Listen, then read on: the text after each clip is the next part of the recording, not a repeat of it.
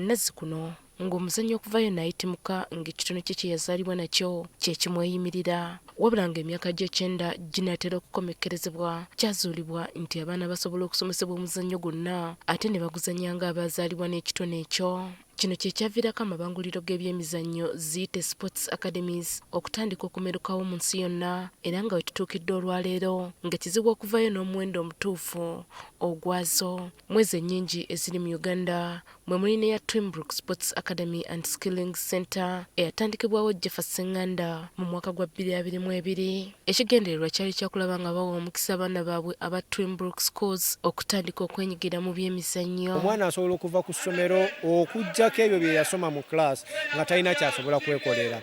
Awo bwe tuteekamu omwana amaanyi naba nga ava mu primary ng'amanyi okusamba omupiira oba nga yakuguka mu mupiira mu buto bwe, ne bw'aba nga tabeesinze ku academics ze aba asobola okubeera omuntu ow'enjawulo. Kyokka gye buvuddeko bano batandika n'okuyingiza abaana okuva wabweru naddala abaliko obulemu. Tutambula ne tubalaba in the different facilities gye tuba tugenze ne mu byalo. Okusobola okwongera okumulisa abaana baabwe bano batandise okutta emikago egy'enjawulo mu ggwanga nga ne gye buvuddeko bakwatagana ne bachampioni ba Uganda mu mupiira aba Sports Club Villa.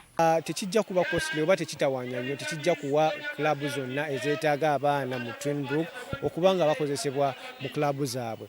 Olw'okuba nti abaana abasinga mu akademi eno bayizi baabwe, bano era bafuba okulaba nga babafunira amasomero ago gennyini agasobola okwongera mu maaso ebitone byabwe bwe baba batuuse mu secondary. Akademi eno eyingiza abaana abalina ebitone mu mizannyo okuli omupiira, basketball, netball, okuwuga n'emirala. Sharifa Nambi, NTV Akawungezi.